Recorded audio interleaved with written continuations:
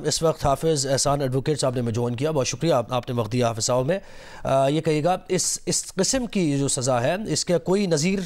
ماضی میں ملتی ہے ہمیں؟ بسم اللہ الرحمن الرحیم، آپ کا بہت شکریہ کہ آپ نے موقع دیا۔ پاکستان کے 3 لاز جو ہیں اس ساری ایکسرسائز کو ڈیل کرتے ہیں۔ ایک آپ کا محمدن لا ہے جو ان ساری چیزوں کو ڈیل کرتا ہے، جس میں آپ کے جتنے فیملی میٹرز ہیں۔ دوسرا اس کے اندر ہمارا جو فیملی کوڈ آرڈیننس ہے 1961، اس کے اندر ایک سارے پروسیس کا ذکر کیا جاتا ہے کہ کس طرح آپ طلاق دے سکتے ہیں، اس کا پروسیس کس طرح ہے، اور اگر آپ بغیر رضامندی کے دوسری شادی کرتے ہیں تو اس کا کانسیکوینس کے، یعنی کہ پورا ایک فیملی کوڈ آف لائف ہے 1961 سے جو آج تک چلا آ رہا ہے۔ اور تیسرا یہ سیکشنز ہیں جو 496 ہے، 497 ہے،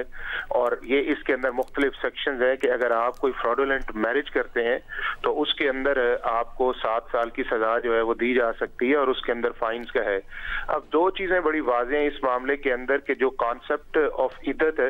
اس کا اسلام کے اندر بڑا ایک سگنیفیکنٹ قسم کا اس کا سٹیٹس ہے، اور اس کی 2 چیزیں بڑی کمپلشنز ہیں۔ ایک اس کے اندر یہ ہے کہ جس عورت کو طلاق دی جائے اور ڈیزولوشن آف میرج جس کی ہو، اس کے لیے بڑا ضروری ہے کہ وہ اپنے آپ کو ایک تو سیکلوژن کے اندر رکھے اور دوسرا اسی گھر کے اندر رکھے جہاں سے اسے طلاق ہوئی تھی، کیونکہ بنیادی طور پہ چیزیں یہ ہیں کہ جو ہماری سورۃ البقرہ کی 228 آیت ہے یا سورۃ طلاق سارے ان معاملات کو شیئر کرتی ہے، اس کے اندر امپورٹنٹ یہ ہے کہ اس کو رجوع کرنے کا ایک حق جو ہے وہ اویلیبل ہے، اور سائملٹینیسلی یہ رسپانسبلٹی اس عورت کی ہے کہ جس کو طلاق دی جاتی ہے کہ وہ اس عدت پیریڈ کے دوران جو ہے وہ طلاق شادی نہیں کر سکتی، ری میری نہیں کر سکتی، اور جب وہ پیریڈ گزر جائے تو اس کے بعد وہ کر سکتی ہے۔ اب اس کے اندر ایک کنسنسس جو ہے وہ ہماری جتنے بھی اسلامک فقہاء ہے اس کے اندر